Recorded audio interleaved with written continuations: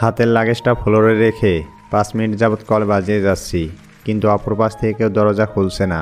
আরও কয়েকবার calling bell বাজানোর পর একটা মেয়ে দরজা খুলে দিল। আপনি কে? আপনার সাহস তো কম না, আমার বাসার দরজার সামনে দাঁড়িয়েই আমাকেই বলছেন আমি কে? এটা আপনার বাসা? কিন্তু আমার জানা মতে খালার একটা মাত্র মেয়ে আছে, অনেক পিচ্ছি, আর সেও হোস্টেলে থাকে। বাসায় তো কোনো কাজের মেয়েও নেই শুনছি। কি আমাকে আপনার কাজের মেয়ে মনে হয়? আরে তা আমি কখন বললাম?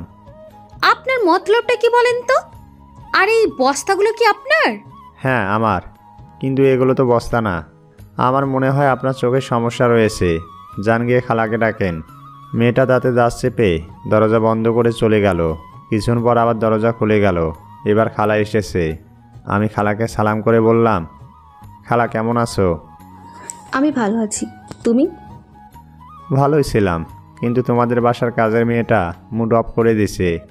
এত রাগী মেয়ে কাজে রাখছো কেন? তুমি কার কথা বলছো? বাসায় আমি আর মীরা ছাড়া আর কেউ নেই। মীরা? ওই তো মীরা।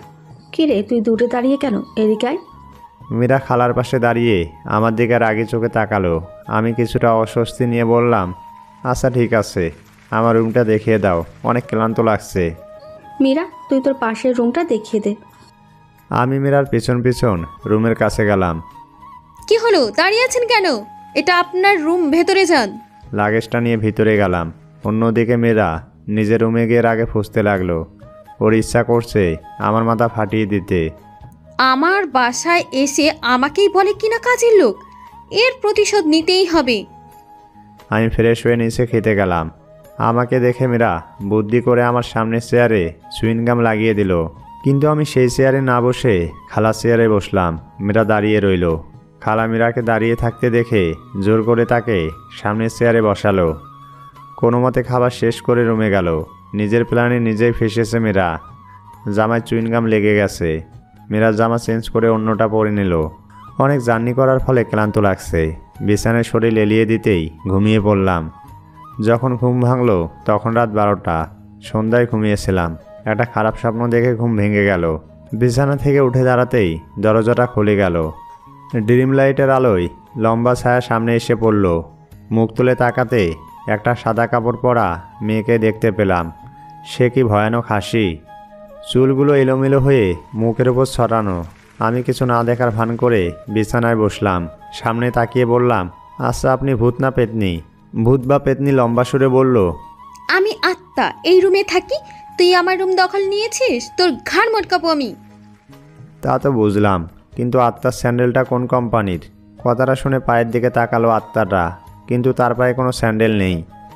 সামনে তাকিয়ে দেখে কেউ নেই। লোকটা কোথায় গেল? হঠাৎ পিঠে কারো স্পর্শে চমকে উঠল। আত্মারা কি মানুষ দেখে ভয় পায়? আত্মারা মুখের চুল সরিয়ে বলল, আপনি আমাকে চিনলেন কি করে? আমি মীরা। আচ্ছা তুমি আগে বলো, তুমি কি সত্যি আত্মা নাকি মীরা? আমি সত্যি মীরা। এতক্ষণ আত্মা সেজেছিলে কেন? আপনাকে ভয় দেখাতে। এটা বলে আমার রুম থেকে চলে গেল আর নিজেকে ধিক্কার দিতে লাগলো। মীরা, তোকে দ্বারা কিচ্ছু হবে না। ভয় দেখাতে গিয়ে নিজেই ভয় পেয়ে চলে আসলি। তারপর আমাকে কিভাবে সাহায্য করবে তা ভাবতে ভাবতে ঘুমিয়ে পড়ল। সকালে ঘুম থেকে উঠে ফ্রেশ হয়ে নাস্তা করে কলেজের দিকে রওনা দিলাম। কলেজে যেতেই কিছু ছেলে আমাকে ঘিরে ধরল। তাদের মধ্যে একজন বলল, কোথায় যাচ্ছ? ক্লাসে যাচ্ছি। ক্লাস তো করবে, এর আগে আমাদের ক্লাস করো। আপনাদের ক্লাস মানে? ক্লাস মানে একটা কাজ করে দাও। কি কাজ? এই তো লাইনে আসছো, এই না কাগজ। এটা সামনের বিল্ডিংয়ে কিছু মেয়ে বসে আছে, তাদের মধ্যে দিয়া নামের মেয়েটাকে কাগজটা দিয়ে আসো। আমার মনে হয় আপনি গেলে ভালো হয়, আপনি আমার চেয়ে ভালো চেনেন। যাবে নাকি কান ধরে দাঁড় করিয়ে রাখবো? তারপর কাগজ নিয়ে দিয়া নামক মেয়েকে দিলাম। কাগজ পড়ে মেয়েটা রাগে ফুঁসতে লাগলো। তখন পাশের একটা মেয়ে কাগজটা জোরে জোরে পড়তে লাগলো। দিয়া নামের মেয়েটা কাগজ হাতে নিয়ে মুচড়ে আমার দিকে ছুঁড়ে মারলো। দিয়ে আমার কলার ধরে বলতে লাগলো, তুই আমাকে কিস করবি? জানিস আমি কে? এখানকার এমপি আমার বাবা।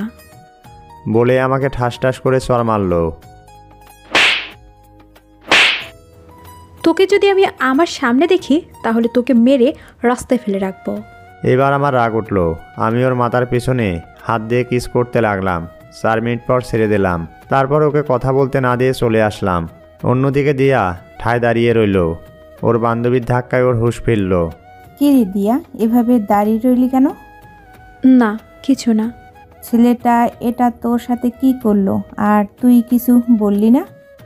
ওই ছেলেটাকে তো আমি ছাড়বো না। ওই ছেলেটাকে এই এলাকায় আমি আগে কখনো দেখিনি। রকিকে ওর ব্যাপারে খোঁজ নিতে বল। আচ্ছা। এদিকে আমি আবার কলেজে এসে প্রিন্সিপাল স্যারের রুমে চলে গেলাম। আসসালামু আলাইকুম, আসতে পারি স্যার? ওয়ালাইকুম সালাম। হ্যাঁ আসো। স্যার, আমি এখানে ভর্তি হতে এসেছি। ও, তা তোমার নাম কি আর কাগজপত্র নিয়ে এসেছো তো? আমার নাম রবিউল ইসলাম।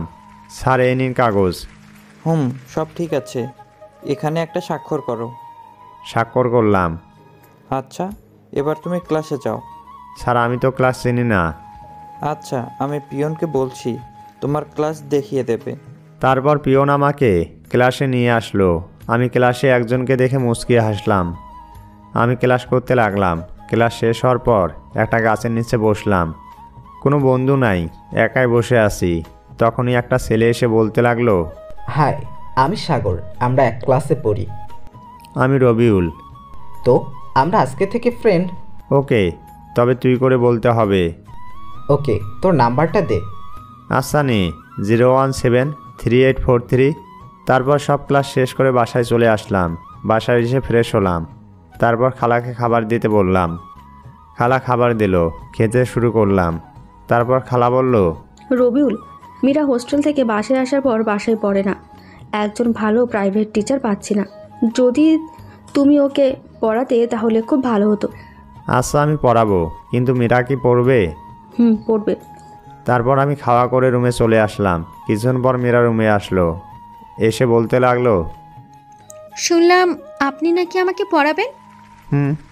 কবে থেকে পড়াবেন? তুমি যেদিন থেকে পড়বে। আচ্ছা, আজ থেকে পড়বো। আজকে থেকে? কেন, কোনো সমস্যা আছে? কোনো সমস্যা নাই। আচ্ছা, আপনি অপেক্ষা করেন, আমি বই নিয়ে আসছি। একটু পর মীরা বই নিয়ে আসলো। তারপর ওকে পড়াতে লাগলাম। আজকে প্রথম, তাই তাড়াতাড়ি ছুটি দিয়ে দিলাম। তারপর ঘুমিয়ে গেলাম। অন্যদিকে রাস্তার মাঝখানে বাইকের ওপর বসে সিগারেটের ধোঁয়া ছাড়ছে আগন্তুক। কিছু সময় পর একটা গাড়ি এসে থামলো। গাড়ি থেকে একটা লোক নেমে এসে আগন্তুককে বলল, কে তুই? এখানে এভাবে বসে আছিস কেন? আমি তো মৃত্যু। আপনি আমাকে গুগলি করলেন কেন? আমি কে তা তোকে জানতে হবে না, তুই আগে বল ডেভিডের প্ল্যান কি? ডেভিড কে? ডেভিড চিনি না ওই নামে কাউকে। তুই বলবি নাকি মরবি? আমাকে মারবে না, আমি বলছি। বল। ডেভিডের প্ল্যান হলো। কি বলল তা পরে জানতে পারবেন। লোকটার কথা শেষ হওয়ার সাথে সাথে আগন্তুকের বন্দুক থেকে 4টে গুলি চলল। তারপর আগন্তুক চলে গেল, আর রাস্তায় পড়ে রইল লোকটার নিথর দেহ। পরের দিন সকালে আমি ঘুম থেকে উঠে ফ্রেশ হয়ে নাস্তা করে কলেজে রওনা দিলাম। কলেজে যেতেই দেখতে পেলাম দিয়া আর ওর বান্ধবীরা হকি স্টিক নিয়ে দাঁড়িয়ে আছে। আমি তা না দেখার ভান করে ক্লাসের দিকে যেতে লাগলাম। তখন কে যেন ডাক দিল, ওই ওই ছেলে, এদিকে আয়। আমি পেছনে তাকিয়ে দেখি দিয়ার বান্ধবী ডাকছে। আমি তাদের কাছে গেলাম। জি, আমাকে ডাকছেন কেন? কেন বাবু, তোমার কোনো সমস্যা? আমার ক্লাস আছে। বাবু, তোমাকে এখানে আদর করার জন্য ডাকা হয়েছে। কালকে আমার সাথে ওরকম করলি কেন? কালকের জন্য আমি সরি। তা বললে তো হবে না। তোরা দাঁড়িয়ে দেখছিস কি? মার ওকে। তারপর ওরা আমাকে ইচ্ছা মতো মারতে লাগলো। হঠাৎ কে যেন মাথার পেছনে আঘাত করলো। আমার চোখ ঝাপসা হয়ে এলো। এরপর আর কিছু মনে নেই। যখন আমার জ্ঞান ফিরল তখন আমি একটা সাদা রুমের মধ্যে আছি। পরে বুঝতে পারলাম আমি হাসপাতালে আছি। কিছুক্ষণ পর একটা নার্স আসলো। আপনার জ্ঞান ফিরেছে? এখন কেমন লাগছে? ভালো। আমাকে এখানে কে নিয়ে আসলো? একটা ছেলে। ছেলেটার নাম কি? নাম কিছু বলেনি, তবে আপনার জ্ঞান ফিরলে DA 8562 CK বলতে বলেছে। আচ্ছা, আমি কি এখন বাসায় যেতে পারি? যেতে পারেন। আচ্ছা, ধন্যবাদ। তারপর আমি হাসপাতাল থেকে বের হয়ে একটা রিক্সা নিয়ে বাসায় চলে আসলাম। বাসায় আসতে খালা বলল, এ কি, তোমার মাথায় ব্যান্ডেজ কেন? কি হয়েছে? তেমন কিছু না, ছোট একটা অ্যাক্সিডেন্ট হয়েছে। রাস্তা দেখে চলবা না? এত বেখেয়ালি হলে চলবে? এরপর থেকে দেখে শুনে চলবা। আচ্ছা, আমি এখন রুমে যাই। যাও। তারপর রুমে এসে ফ্রেশ হতে গেলাম। ফ্রেশ হয়ে এসে দেখি মীরা খাবার নিয়ে দাঁড়িয়ে আছে। আম্মু আপনার জন্য খাবার দিয়েছে, খেয়ে নিন। আচ্ছা, টেবিলের উপর রাখো। আজকে কি পড়াবেন? কেন? আমি ভাবলাম আপনি অসুস্থ, তাই আজ পড়াবেন না। আমি একদম ঠিক আছি, কিছুক্ষণ পর তোমাকে পড়াবো। তারপর মীরা চলে গেল আর আমি খাবার খেয়ে নিলাম। তারপর কিছুক্ষণ ঘুমালাম। রাতে মীরাকে পড়াতে লাগলাম। তখন মীরা বলল, আচ্ছা, আপনাকে কি বলে ডাকবো? আমি যেহেতু তোমার বড়, ভাইয়া বলে ডেকো। ভাইয়া? আপনি আমার কোন কালের ভাইয়া হন শুনি? কেন? আমি তোমার খালাতো ভাই। তো খালাতো ভাই, আপন ভাই তো না? আমি ভাইয়া ডাকতে পারবো না। তো কি বলবা? আচ্ছা, স্যার বলে ডেকো। ঠিক আছে। একটা প্রশ্ন করি? করো। আপনার গার্লফ্রেন্ড আছে? গার্লফ্রেন্ড নাই। তোমার আজে বাজে কথা বাদ দিয়ে পড়ায় মন দাও। তারপর মীরাকে পড়িয়ে ছুটি দিলাম। তারপর একজনকে DA 8562 পাঠিয়ে এর সম্পর্কে তথ্য বের করতে বললাম। তারপর ঘুমিয়ে পড়লাম। পরের দিন সকালে ঘুম থেকে উঠে ফ্রেশ হয়ে রেডি হয়ে নিচে গেলাম। খালা খাবার দিল।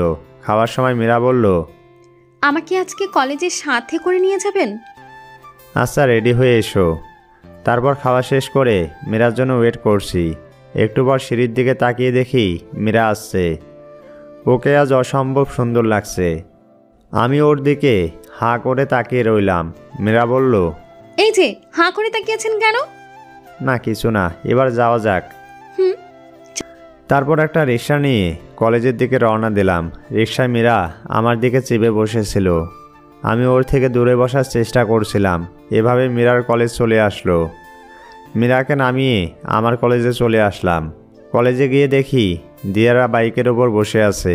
আমি ক্লাসের দিকে যেতে লাগলাম। তখন দিয়া ডাক দিল। আমি ওদের কাছে গেলাম। কিরে, কালকের ডোজ কেমন লাগলো? কিরে, বোবা হলি নাকি? আমার ক্লাস আছে, আমি যাই। তারপর আমি ক্লাসে চলে গেলাম।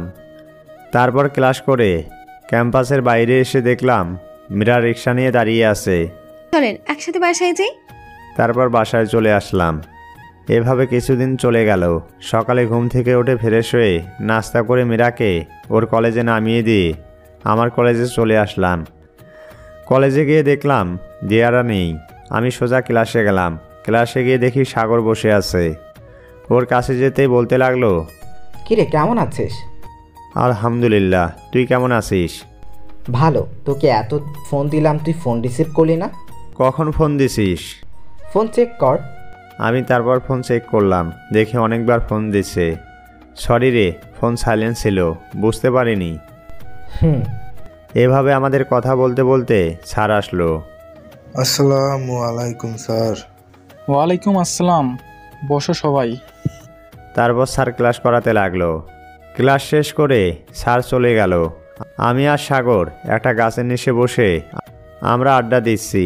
তখন দিয়াও ওর বান্ধবীরা আসলো। দিয়া বলল, সাগর, এখান থেকে যা। কেন? তোকে আমি যেতে বলছি কিন্তু। সাগর চলে গেল। তখন দিয়া বলল, আজকে আমাকে সালাম দিলি না কেন? আসলে দিয়াকে আমি যেখানে দেখব তখন সালাম দিতে বলেছিল। সকালে তখন তো আপনারা ওইখানে ছিলেন না। তো কি হয়েছে? ক্লাসে তো ছিলাম। তা তো আমি জানতাম না আপনি ক্লাসে আছেন। আমার ক্লাস আছে, আমি যাই। যা, এরপর যেন ভুল না হয়। আমি সেখান থেকে চলে আসলাম। আজ আর ক্লাস করলাম না। ক্যাম্পাস থেকে বের হয়ে একটা রিক্সা নিয়ে একটা বাসায় চলে আসলাম। বাসাটা একবারে নির্জন জায়গায়। বাসার ভিতরে গিয়ে একটা সিগারেট দরজা দিয়ে গ্রাউন্ড ফ্লোরে চলে আসলাম। সেখানে রাফি ছিল। রাফি, কি খবর? ভালো। তুই যে কোডটা দিয়েছিলি ওটা একটা গাড়ির নাম্বার, যা সাজু নামের একজনের, আর সাজু হলো ওর ডান হাত। ও আচ্ছা, সাজু এখন কোথায় তা খোঁজ নিয়েছিস?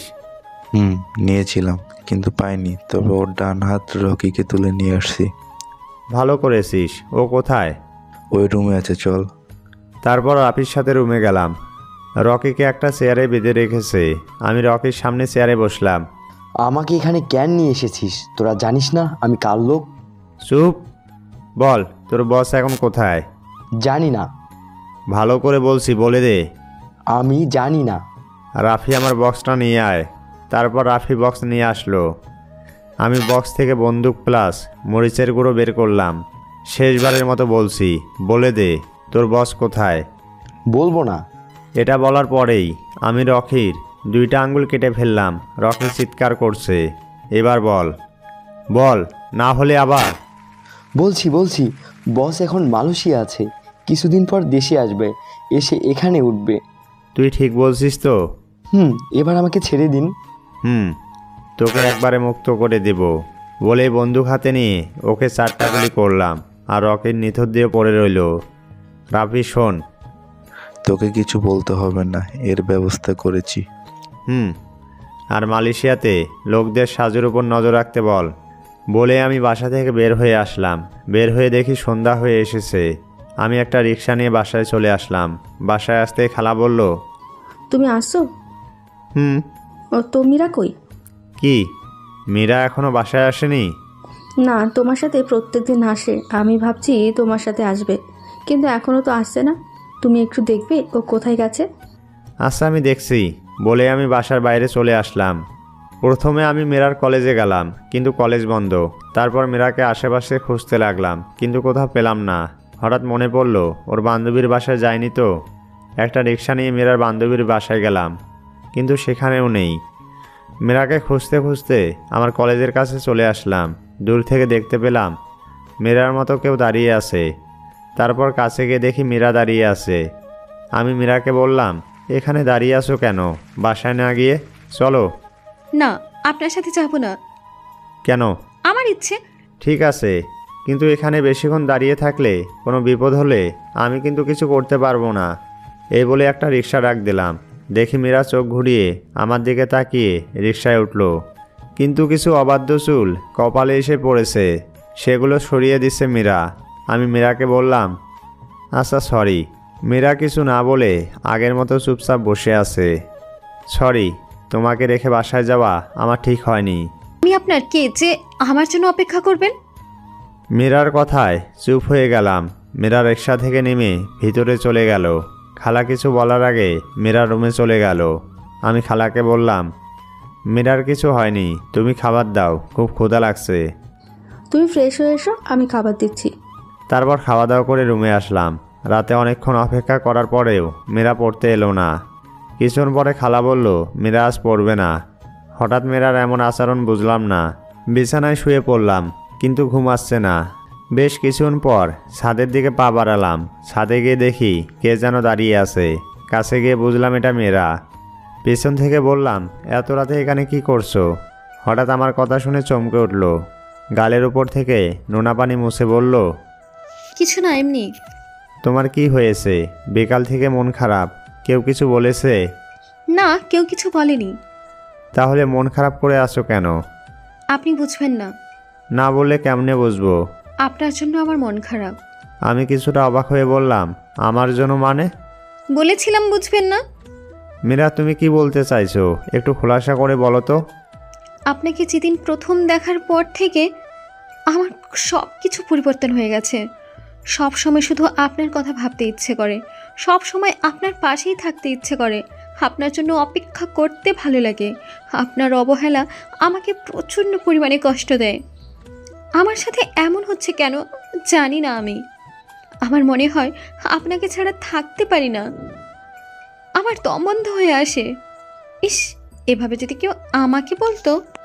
মীরা একদমে কথাগুলো বলে থামলো। আমি অবাক হয়ে মীরার দিকে চেয়ে রয়েছি। তুমি আমাকে ভালোবাসো না তো? আমি জানি না, তবে এটা যদি ভালোবাসা হয় তবে আমি আপনাকে অনেক ভালোবাসি। তা হয় না, তুমি ভুল পথে পা বাড়িয়েছো। তাহলে ভালোবাসা কি অন্যায়? অন্যায় না, তবে কারো সম্পর্কে না জেনে তাকে ভালোবাসা অন্যায়। আমি এত কিছু জানি না, আমি আপনাকে ভালোবাসি। মীরা, আমি তোমাকে ভালোবাসি না, আর তোমাকে ছোট থেকে বোন মনে করি। এটা বলে ছাদ থেকে চলে আসলাম। রুমে এসে ঘুমিয়ে পড়লাম। সকালে ঘুম থেকে উঠলাম, উঠে ফ্রেশ হয়ে নিচে আসলাম। খালাকে বললাম, খালা খাবার দাও। একটু বসো, দিচ্ছি। তারপর খালা খাবার দিল, কিন্তু আজ মীরাকে নিচে দেখলাম না। খাওয়া দাওয়া করে রুমে গিয়ে কলেজে যাওয়ার জন্য রেডি হলাম। নিচে এসে দেখি মীরা নিচে আসে নাই। কিছুক্ষণ দাঁড়িয়ে থাকার পর খালা বলল মীরা আজ কলেজে যাবে না। আমি তারপর কলেজে আসলাম। তারপর দিয়ার কাছে গেলাম। আসসালামু আলাইকুম। ওয়ালাইকুম আসসালাম। কেমন আছেন? ভালো, তুই? ভালো। তো এখন আমি ক্লাসে যাই। তারপর ক্লাসে গেলাম, গিয়ে দেখি সাগর আজ আসে নাই। আমি ক্লাস থেকে বের হয়ে একটা গাছের নিচে বসলাম। কিছুক্ষণ পর সাগর আসলো। কেমন আছিস? ভালো। তুই কেমন আছিস? ভালো। তারপর আমি আর সাগর আড্ডা দিতে লাগলাম। আড্ডা দিতে দিতে ক্লাসের সময় হয়ে গেল। আমরা ক্লাস শেষ করে বাসায় চলে আসলাম। এভাবে কিছুদিন চলে গেল। এ কদিনে মীরার ভালোবাসার অত্যাচারে আমি পাগল প্রায়। সত্যি বলতে এতদিনে আমি মীরার পাগলামোকে ভালোবেসে ফেলেছি। একদিন রাতে মীরাকে পড়িয়ে ভাবলাম শীত ভালোই পড়েছে, বাইরে থেকে এক কাপ চা খেয়ে আসলে মন্দ হয় না। যেই ভাবা সেই কাজ। বাসা থেকে বের হয়ে একটা টং দোকানে গেলাম। এক কাপ চা দেন। আমি একটা বিস্কুট নিয়ে খেতে লাগলাম। একটু পর চা দিল। আমি চা খেয়ে চায়ের দাম দিয়ে চলে আসছিলাম। মাঝ রাস্তায় শুনতে পেলাম একটা মেয়ে বাসা বাসা বলে চিৎকার করছে। আমি একটু সামনে গিয়ে দেখি একটা মেয়েকে কিছু লোক জোর করে তুলে নিয়ে যাচ্ছে। আমার পায়ের পাশে একটা রড ছিল, সেটা হাতে নিয়ে লোকগুলোর কাছে গেলাম। ভাই, মেয়েটাকে কোথায় নিয়ে যাচ্ছেন? তা কি তোকে বলতে হবে? যা এখান থেকে, না হলে তোকে এখানে মেরে ফেলবো। লোকটার কথা শেষ হতেই হাতে রড দিয়ে মারতে লাগলাম। মার খেয়ে সবাই চলে গেল। আমি মেয়েটার মুখের কাপড় খুলে দিলাম। মুখের কাপড় সরানোর পর তো আমি অবাক। মেয়েটা হলো দিয়া। আমাকে বাঁচানোর জন্য ধন্যবাদ। ওরা কারা ছিল? আমি চিনি না, তবে কোনো মাফিয়া লোক হতে পারে। মাফিয়ারা তোমার পিছনে পড়ছে কেন? একটা মাফিয়া আব্বুকে কিসের যেন কাজ করে দিতে বলেছিল, কিন্তু আব্বু তা না করে দিয়েছে। তাই হয়তো আমাকে তুলে তাদের কাজ হাসিল করতে চেয়েছিল। চলো তোমাকে বাসায় রেখে আসি। তারপর আমি ওকে বাসায় রেখে চলে আসলাম। বাসায় এসে দেখি রাফি অনেকগুলো কল দিছে। আমি কল ব্যাক করে কথা বলে ঘুমিয়ে গেলাম। অন্যদিকে সাজু দেশে এসে তার আস্তানায় গিয়ে কারো আসার জন্য অপেক্ষা করছে। কিছুক্ষণ পর তারা আসলো। তোরা একা কেন? মেয়েটা কই? বস, মেয়েটাকে আনতে পারি নাই। কেন? বস, মেয়েটাকে তুলে আনার সময় একটা ছেলে এসে আমাদের মেরে মেয়েটাকে নিয়ে গেছে। একটা ছেলের কাছে মার খেয়ে এসেছিস, সাথে মেয়েটাকেও আনতে পারিস নাই? এর শাস্তি কি তোরা জানিস? বস, আমাদের ক্ষমা করে দেন। তা বললে তো হবে না, তোদের মরতে হবে। বস, আমাদের আর একটা সুযোগ দেন। এবার মেয়েটাকে তুলে নিয়ে আসবো। যা, এটা তোদের শেষ সুযোগ। এই বলে সাজু গাড়ি দিয়ে বাসার দিকে রওনা দিল। এইদিকে তিনজন আগন্তুক বাইকের ওপর বসে সিগারেটের বিষাক্ত ধোঁয়া ছাড়ছে। কিছুক্ষণ পর একটা গাড়ি এসে থামলো। গাড়ি থেকে একটা লোক নেমে বলল, এইভাবে রাস্তায় বসে আছিস কেন? তোকে মারার জন্য বসে আছি। আমি সাজু, ডেভিলের লোক। তোদের সাহস হয় কিভাবে আমার সাথে এইভাবে কথা বলার? আমরা কে জানিস? না, কে তোরা? শাহাডো হান্টার। এটা শুনে সাজু পিছনের দিকে দৌড় দেবে, তখনই দুজন আগন্তুক গুলি করে। রাস্তায় পড়ে রইল সাজুর মৃতদেহ।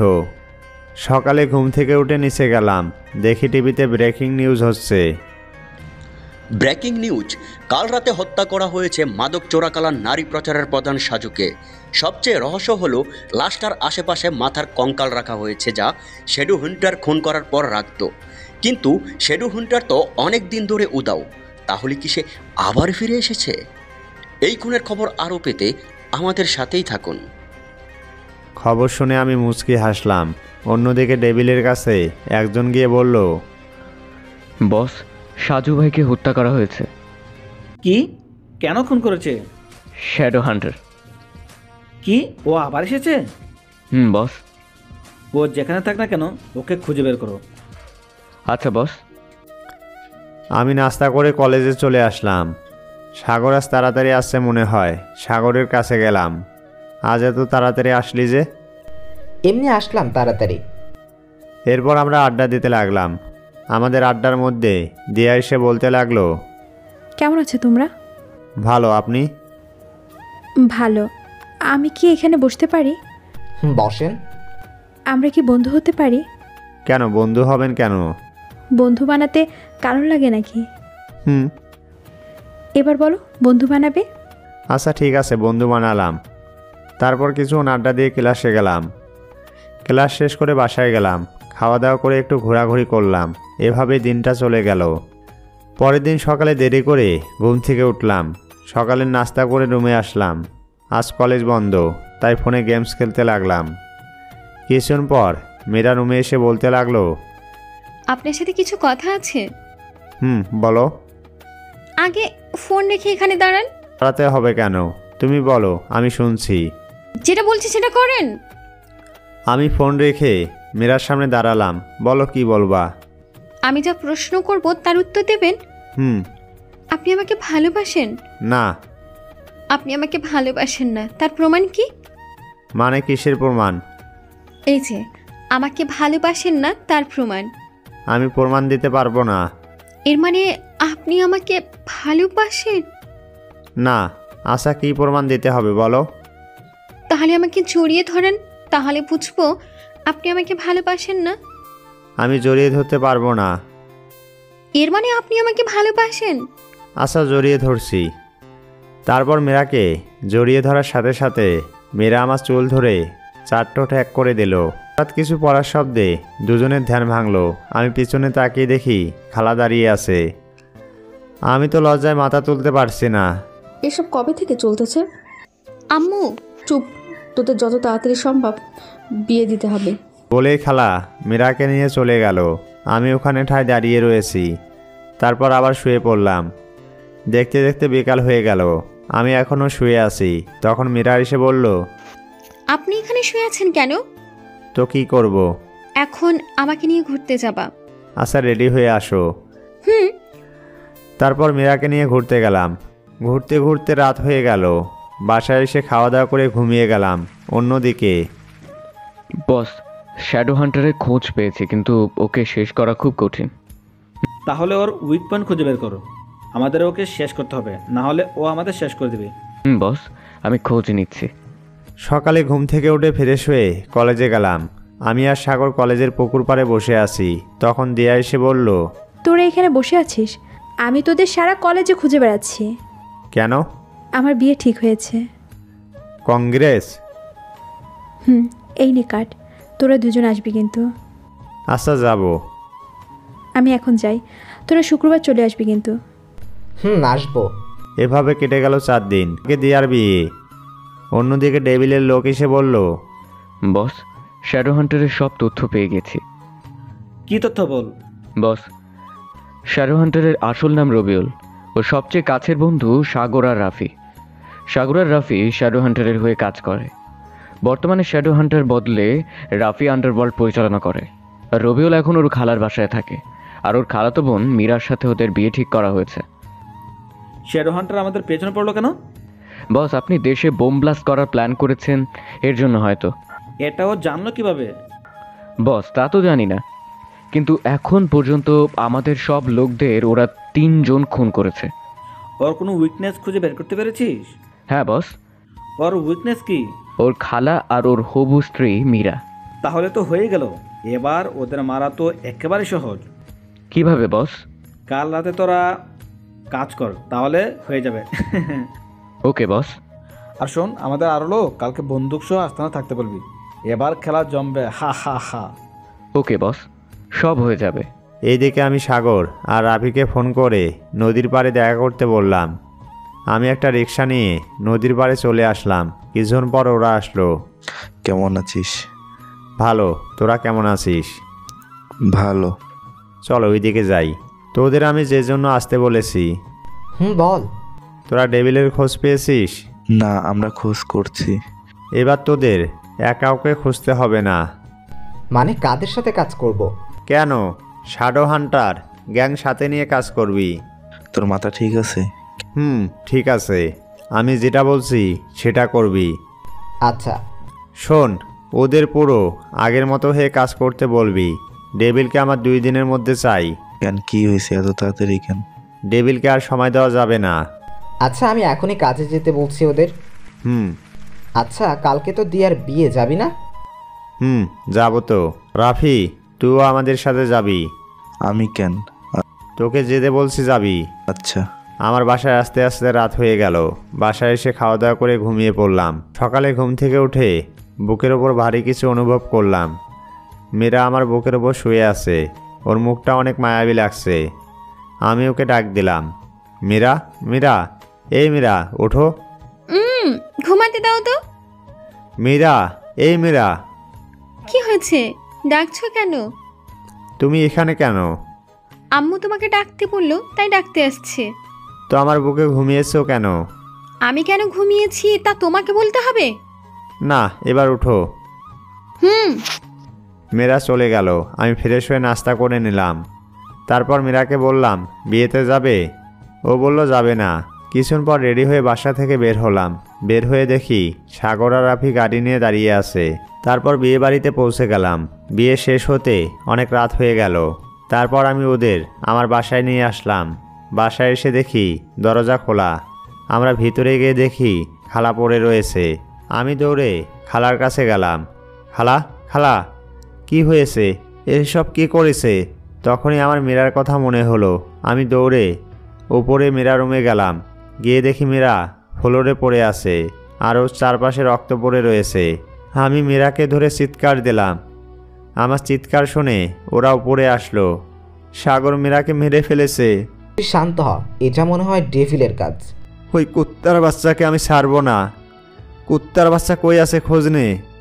একটু আগে রাকিব ফোন করেছে, ডেভিল ওর আস্তানায় আছে। চল, ওকে আজ আমি শেষ করে দেব। আর আমার সব লোকদের ওখানে যেতে বল। তারপর আমি সাগর, রাফি, ডেভিলের আস্তানার বাইরে যারা ছিল তাদের মেরে ভিতরে গেলাম। ভিতরে যেতেই, ওয়েলকাম মিস্টার শ্যাডো হান্টার। এত তাড়াতাড়ি চলে এসেছো আমাকে মারতে? কিন্তু আমাকে তো মারতে পারবি না। এখানে চা থেকে শুধু আমার লোক, আর তোর মাত্র 3 জন। হা হা হা। একটু আগে তোর আপনজনদের মেরেছি, এবার তোদের মারবো। দেখা যাক কে কাকে মারে। বয়েস শুট। 1 মিনিটের মধ্যে ডেভিলের সব লোককে মেরে ফেলে। আমি ডেভিলকে লাথি মেরে ফেলে দিলাম। তুই না আমাদের মারবি, এবার দেখ কে কাকে মারে। প্লিজ আমাকে ছেড়ে দিন। ওকে আর কিছু বলতে না দিয়ে চাইনিজ কোরালের এক কোপে ওর মাথা আলাদা করে ফেললাম। পরের দিন খালা আর মীরাকে দাফন করা হলো। এখন আমি মীরার কবরের পাশে দাঁড়িয়ে রয়েছি। জানি না নিজেকে কোনোদিন ক্ষমা করতে পারবো কি না।